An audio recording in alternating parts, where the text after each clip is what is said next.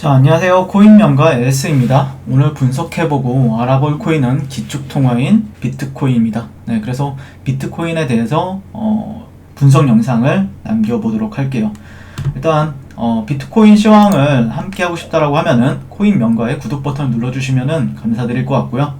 일단 비트코인을 오늘 같은 경우에는 최근에 어제 조정을 좀 깊게 받았다 라고 설명을 할 수도 있고, 아마 비트코인을 오래 하신 분들 같은 경우에는 이 정도 조정쯤이야 이렇게 넘어갈 수도 있다라고 생각을 하는데, 어쨌든 코인을 처음 해보시는 분들 같은 경우에는 이 변동성이 조금 익숙하지는 않을 거예요. 주식이랑 좀 변동성이 많이 다르긴 합니다. 그랬을 때 어떻게 대응해야 되는지, 아니면은 제가 바라보는 관점에서 비트코인은 상승할 것인지 하락할 것인지, 아니면은 어떤 방향성을 가지고 지켜봐야 되는지에 대해서 한번 설명을 드려보도록 할게요.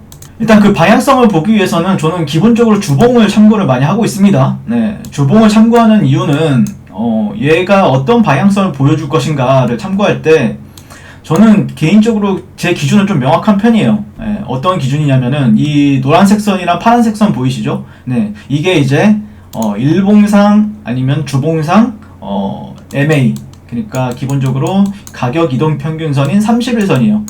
보통 주식 같은 경우에는 21선을 많이 보는데, 저 같은 경우에는 코인은 그래도 한 달 24시간 365일 하기 때문에 한 달을 기준으로 해서 30일 MA를 많이 보는 편이고요.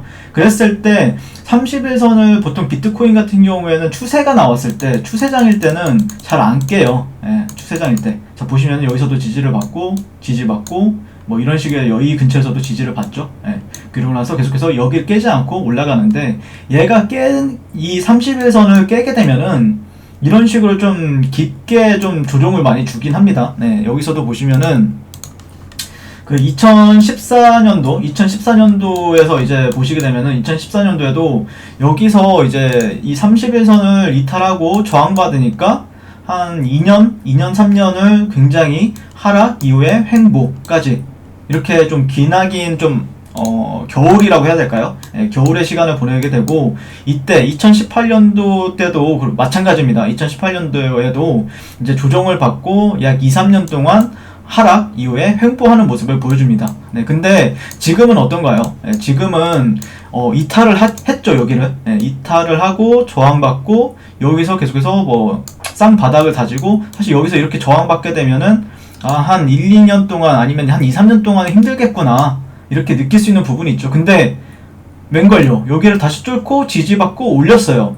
올렸기 때문에 실제로 제가 바라보는 방향성 같은 경우에는 이 30일선을 이탈하지 않고 위에서 주가가 놀게 되면은 저는 이 고가를 뚫어내고 다시 한 번 더 올라간다라고 생각을 해요.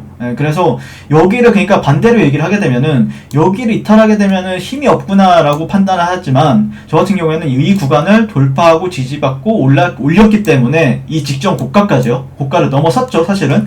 그렇기 때문에 이 구간을 특별하게 이탈하지 않고 이 구간에서 자꾸 놀아준다라고 하면은 저는 강세를 본다라고 말씀을 드리는 거죠. 그래서 반대로 얘기를 해서는 상당히 강하다.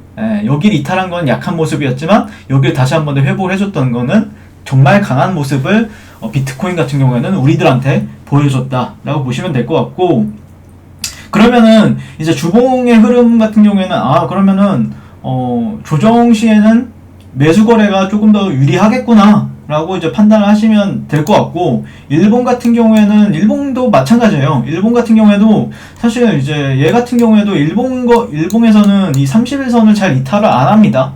보시면 이런 데서 지지받고 여기서는 이탈이 나왔죠. 이탈이 나왔는데 반대로 지금의 똑같은 그림이죠.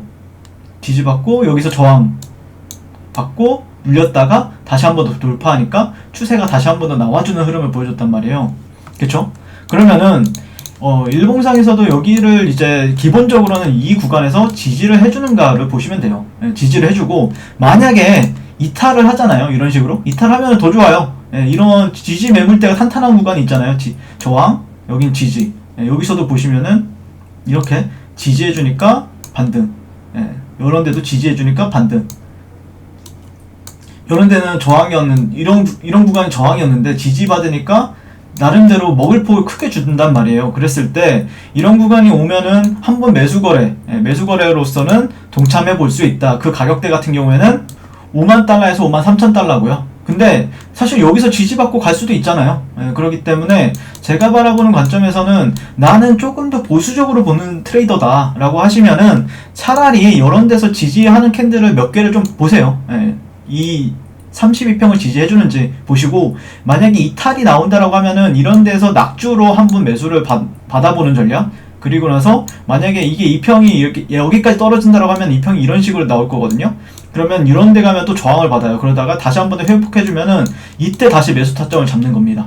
그래서 올라가는데 베팅을 하고, 만약에 이런 구간들 이 6만 달러죠. 한 6만 7천 달러대를 만약에 돌파를 한다. 그럼 그때 다시 한 번 더 불타기를 해가지고 올라가는데 베팅을 하는 게 이런 전략을 세우는 게 어떨까? 라고 생각을 해봅니다. 그래서 오늘 같은 경우에는 비트코인에 대한 기술적 분석을 한번 리뷰를 해봤습니다. 시청해주셔서 감사합니다.